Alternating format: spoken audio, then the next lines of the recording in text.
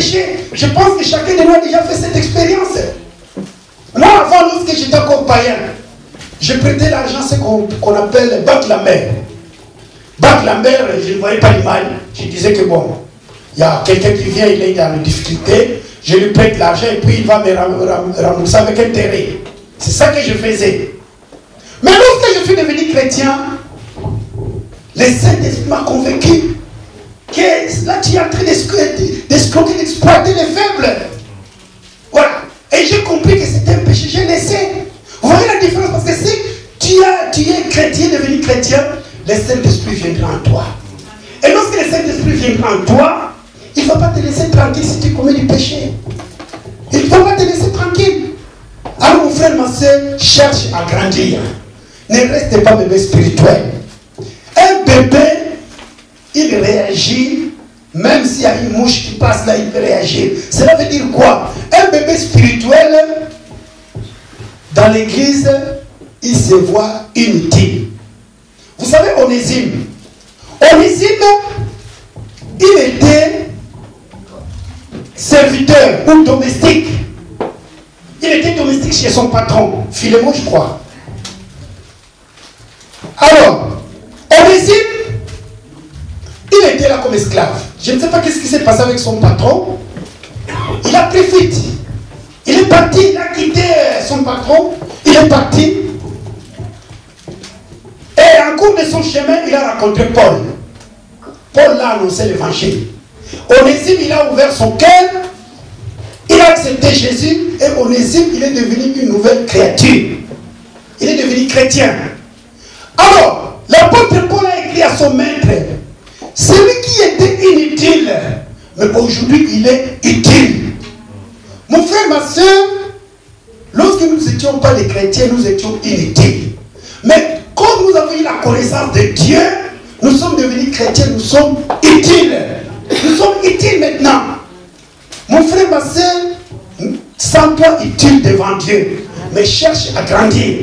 Alors je vais aller plus parce que je regarde l'air aussi. Nous allons voir le deuxième enfant qui est obligé de rester toujours enfant. Et si cet enfant n'est plus enfant, son père ne sera pas content. Mais le premier enfant, nous avons vu qu'il faut qu'il grandisse. Mais le deuxième enfant que nous allons voir, il est obligé à rester toujours enfant. Tournons avec moi dans le livre de Jean chapitre 1. Jean chapitre 1.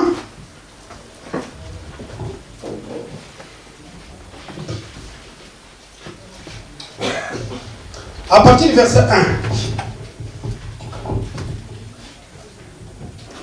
Jean chapitre 1, à partir du verset 1. Au commencement était la parole. Et la parole était avec Dieu. Et la parole était Dieu. Elle était au commencement avec Dieu. Toutes choses ont été faites par elle.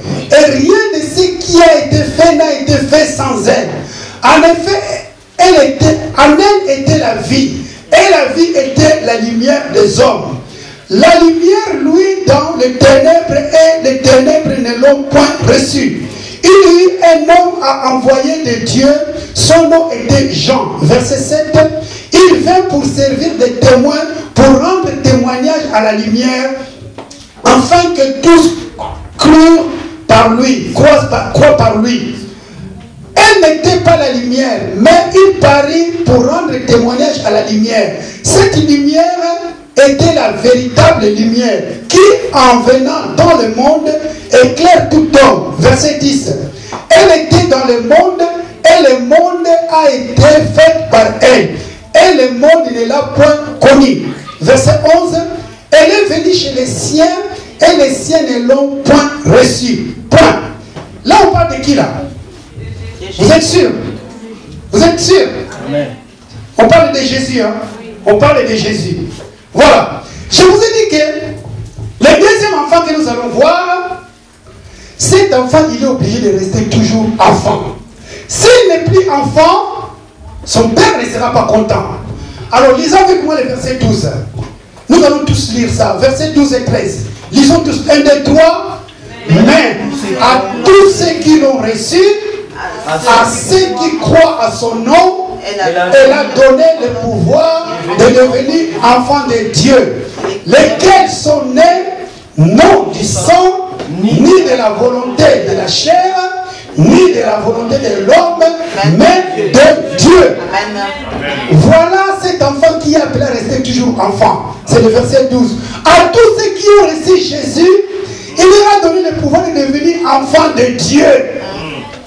L'enfant qui est appelé à rester toujours enfant, c'est celui-là. Mon frère, reste toujours enfant de Dieu. Dieu n'a pas de cousins.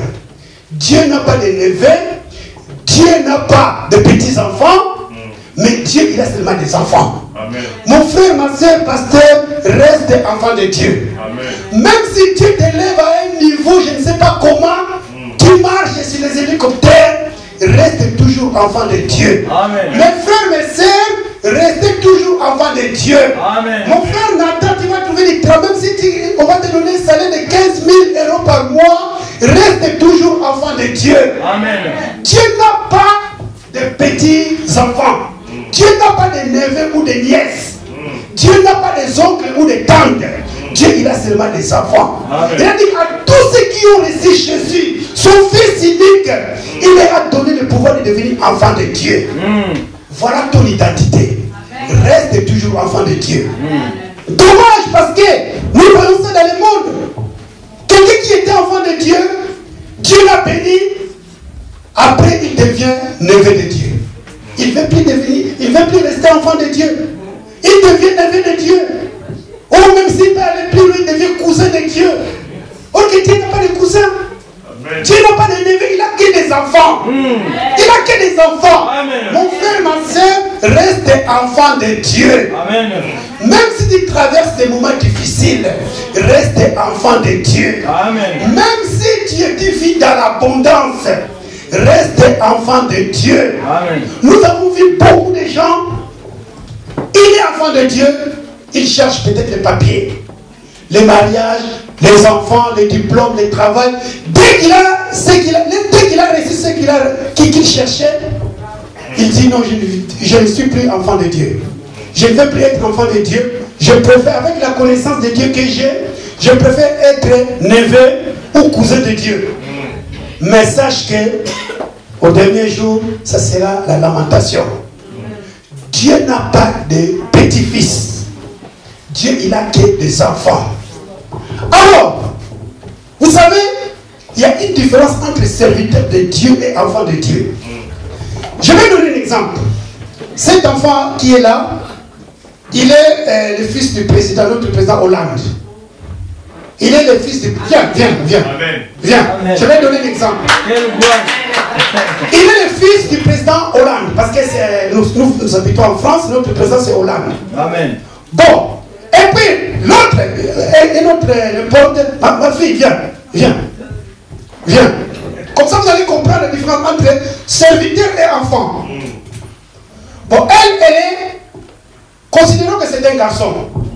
C'est le serviteur. C'est-à-dire que c'est lui, considérons que c'est un garçon. C'est lui qui repasse les habits du président. C'est lui qui lui fait la cuisine.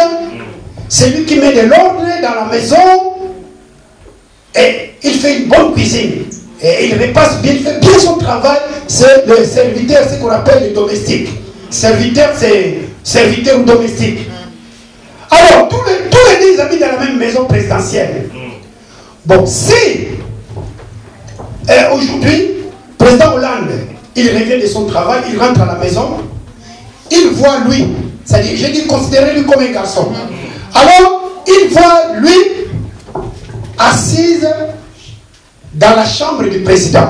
Ah, il est assis sur son lit, tout seul, bien sûr. Tout seul.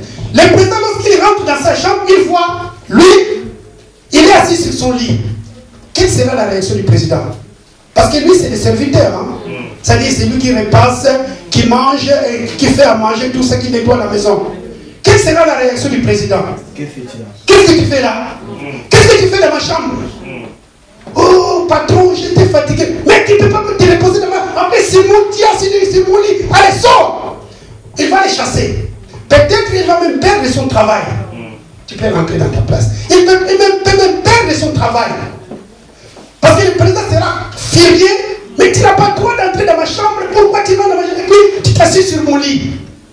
Mais le lendemain, lui, le fils du président, il rentre dans la chambre du président. Il est assis sur la même place que l'autre, sur le bord du lit. Et le président, il rentre du travail, il ouvre, il voit son fils assis sur sa chambre, sur le lit. Vous croyez qu'il aura la même réaction? Non. Mais qu'est-ce que tu fais là, toi? Mais tu peux parler dans ta chambre. Oh non, papa, je suis fatigué. Mais non, soyons gentils quand même. Allez, va dans ta chambre, merci. Va dans ta... Vous voyez la réaction du président? Amen. Et vous voyez la différence? Parce que lui, c'est son fils. Vous voyez la différence entre serviteur et fils. Cela veut dire quoi? Cela veut dire que un enfant de Dieu a plus de valeur, d'importance qu'un serviteur de Dieu. Pourquoi? Parce qu'on nous dit que les enfants de Dieu ont une promesse. C'est la vie éternelle. Amen. Et tout serviteur de Dieu n'est pas enfant de Dieu. Dans la Bible, si vous lisez, on ne va pas le lire parce que le temps est passé. Alors, nous allons lire ça dans Romains. Tournez avec moi dans Romains. Romains 5. Romains 5. Romains 5, verset 12. Non, Romains 13, pardon. Romains 13, verset 4. Verset 4.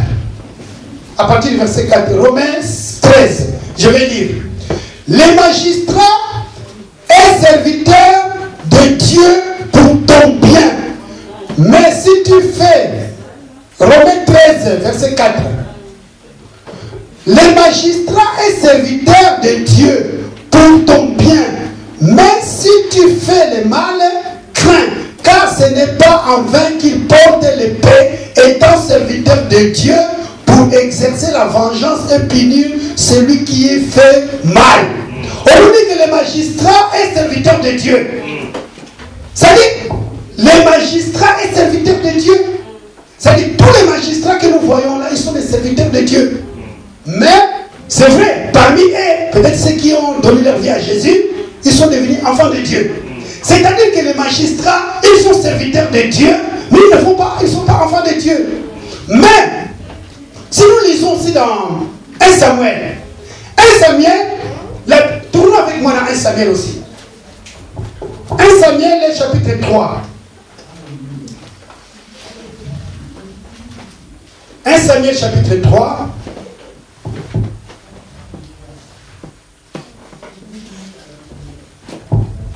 Verset 1.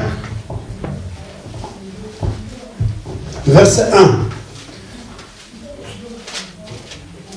1 Samuel chapitre 3 verset 1.